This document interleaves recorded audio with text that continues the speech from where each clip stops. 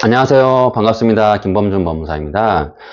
최근에 법인 파산을 문의하시는 대표님들이 예전보다 좀 많이 늘으셨어요.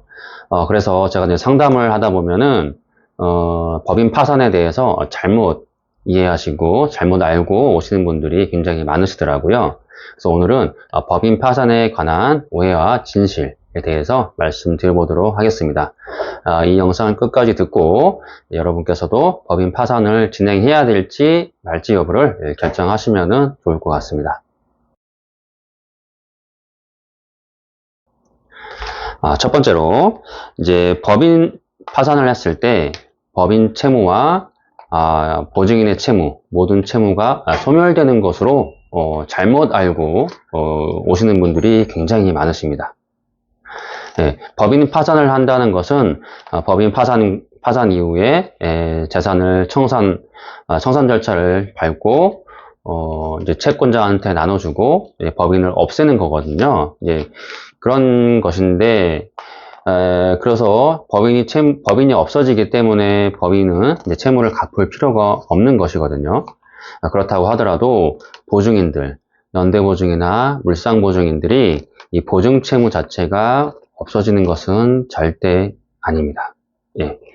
그래서 보증 책임은 그대로 남아있다는 거 굉장히 중요하신데요.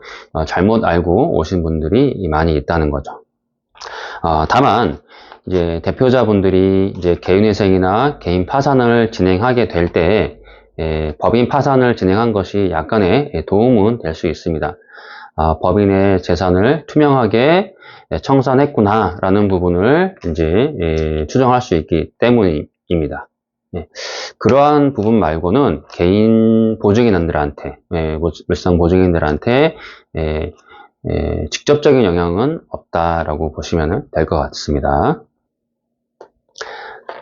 다음 두 번째로는 법인 파산을 하게 되면은 뭐 세금이라든가 사대보험이라든가 전부 다 갚을 필요가 없다라고 이제 생각하시는 경우들이 많이 있습니다. 앞에서 말씀드린 것과 어떻게 보면 연장선상인데요. 이 과점주주로서의 책임이 질 경우에는 법인 파산을 한다고 하더라도 그 책임이 없어지는 것은 아닙니다. 다만 법인 파산 절차를 통해서 이러한 세금이라든가 사대보험이라든가 이런 채무들은 우선적으로 변제가 될 수 있기 때문에 약간의 감경이 될 수 있는 부분은 있지만 채무 자체가 과점주주로서의 책임 자체가 없어지는 것은 아닌 것입니다. 이러한 과점주주로서 책임은 굳이 뭐 법인 파산을 하지 않더라도 법인의 재산이 있다고 하면은 그 재산으로 세금이라든가 사대보험료를 먼저 납부하면은 책임이 없어지는 거기 때문에 굳이 뭐 파산 절차를 거쳐서 갚아야 되는 필요는 없다고 보시면 될 것입니다. 여기서 이제 과점주주의 책임에 대해서 한번 아실 필요는 있겠죠. 일단은 과점주주라고 하면은 본인 포함 특수관계인들이 회사의 지분을 50%를 초과해서 가지고 있는 경우를 의미하는 것이고요. 이러한 과점주주인 경우에는 회사의 세금, 그 다음에 사대보험에 대해서 2차 납세 의무가 발생을 하게 됩니다. 그래서 회사가 뭐 파산을 하더라도 2차 납세 의무가 있는 채무자들한테 책임을 묻기 때문에 주의하실 필요가 있겠고요. 그리고 근로자에 대한 임금이나 퇴직금 부분은 2차 납세 의무가 있는 것은 아니라는 거 확인하실 필요가 있을 것 같고요. 다만 근로기준법상 대표자가 형사 책임을 물을 수 있기 때문에 임금이나 퇴직금은 갚는 것이 대표자한테 유리할 것입니다. 그 다음에 법인 파산을 신청하는 경우에 부정수표 단속법 위반의 책임을 피할 수 있다라는 이제 장점이 있기는 하는데요. 이 부분이 사실상 실효성은 거의 없습니다. 왜냐하면은 요즘에는 뭐 수표를 발행하는 경우 회사들이 발행하는 경우가 별로 없고요. 수표를 발행한다 하더라도 수표의 만기일 전에 파산 선고를 받아야 하는 것인데, 파산 신청 후 파산 선고까지 짧게는 한 달에서 두 달, 길게는 그 이상의 시간이 걸릴 수 있기 때문에 만기 전에 파산 선고가 된다는 보장이 없다는 것입니다. 만약 수표를 발행했다고 하시면은 회생 절차를 신청하는 것이 채무자한테 훨씬 유리합니다.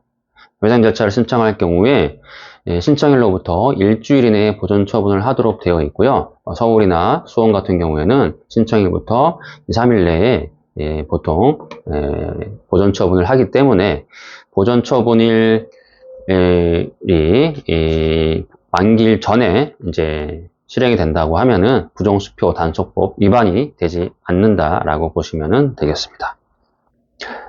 네, 그 다음으로는 법인 파산을 하게 되면 형사책임, 형사소송으로부터 그리고 민사소송, 민사책임으로부터 자유로워질 수 있다라고 이제 알고 계시는 경우가 있습니다.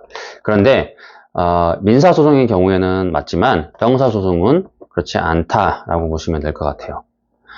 즉 법인이 파산을 선고하게 되면 파산 선고 이후에 소송 수행권은 파산 관제인에게 있게 됩니다. 따라서 파산 선고 이후에는 이제 파산 관제인이 송달을 받고 소송을 수행하게 되기 때문에 대표자로서는 민사소송에 대한 책임을 면할 수 있다는 굉장히 큰 효과가 있는 것인데요. 형사 책임은 그렇지 않습니다. 채권자들은 대표자를 상대로 고소 고발을 하게 되고요. 대표자가 법인이 파산 선고를 하더라도 대표자가 그 책임을 무조건 면하는 것은 아니라는 것입니다.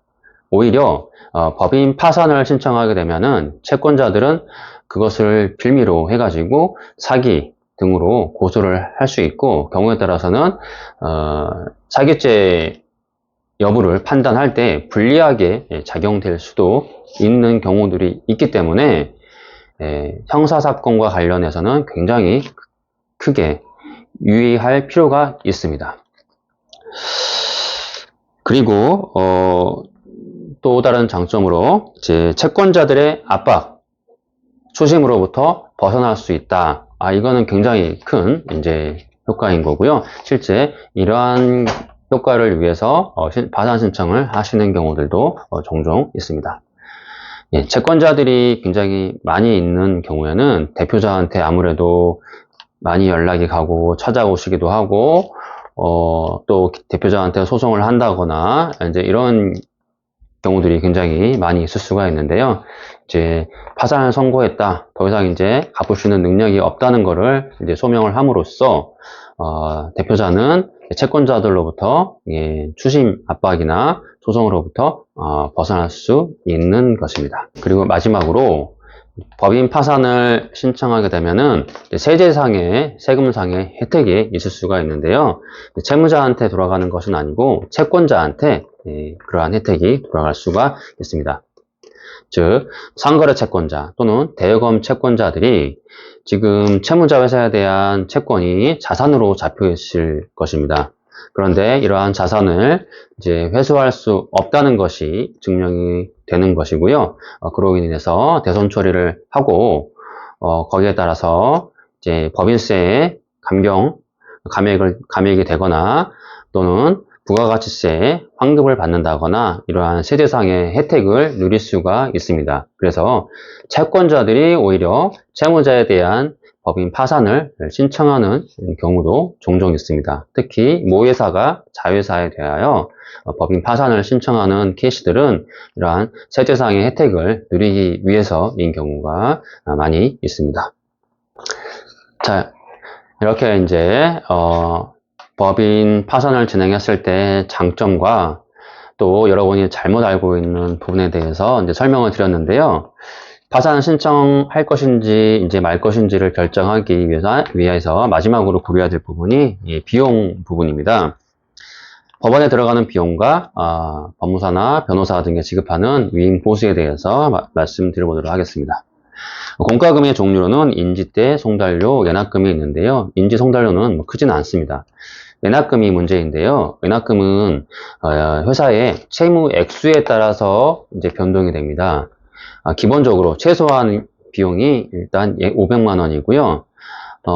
부채가 5억 원 이상인 경우, 5억 원에서 10억 원 사이인 경우에는 700만 원 정도, 10억 원에서 30억 원 사이인 경우에는 1000만 원 정도,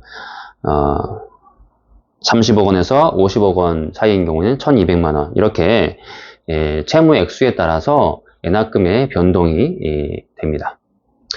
그리고 이제 마지막으로 법무법인이나 변호사 또는 법무사에 대한 보수 부분인데요. 이거는 이제 사건마다 굉장히 좀 편차가 있을 수 있습니다만은 제가 알기로는 최소 한 500만 원 정도에서 2천만 원 정도까지 사이에서 이제 형성이 되고 있는 것으로 알고 있습니다.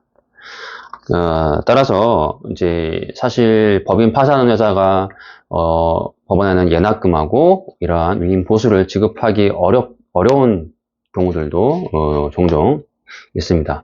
그래서 여러분께서는 이 비용 대비 그만큼 실익이 있는지 여부를 판단해 가지고 파산을 할 것인지 여부를 결정하시면 될 것 같습니다.